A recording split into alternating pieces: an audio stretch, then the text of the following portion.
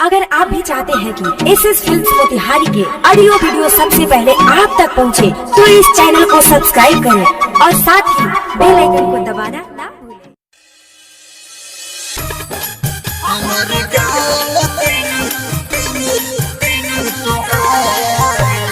Music by Mohan Yadav.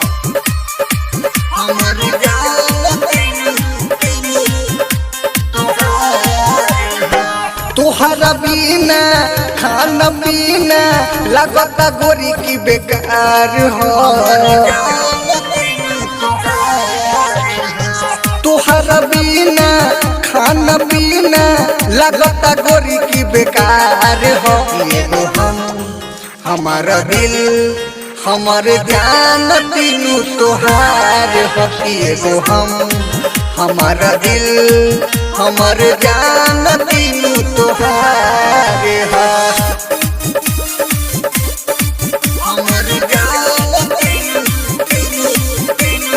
Diamond recording studio छौड़ा।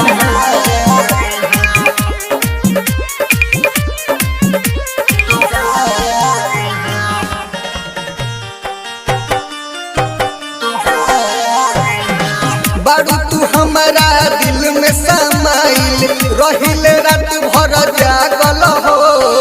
कनखी दब के बात कइल का कइल बाटे पागल हो।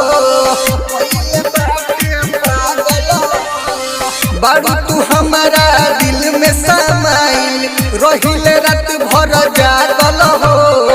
कनखी दब के बात कइल का कइल बाटे पागल हो। कि सुबह शाम दोपहरिया हरदम खनक तू हर छागल हो। हरले बाड़ू तू तो हमारा मन के लुटले गइल बाड़ू सहारा धन के। इहे तो पहिला उधार हो। कि एगो हमारा दिल हमारे जान तीनू तोहार हो। एगो हमारा दिल हमारे जान तीनू तोहार हो। Music by Mohan Yadav. Diamond recording studio छौड़ा।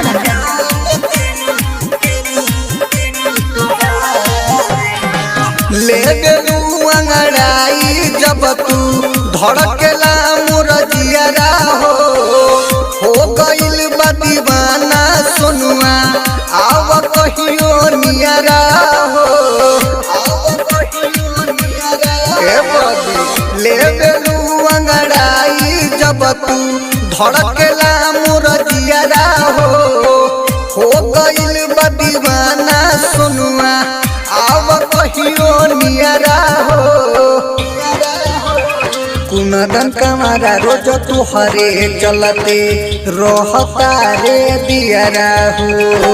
एह से ज्यादा का हम बताई सच कहत बानी नहीं छुपाई।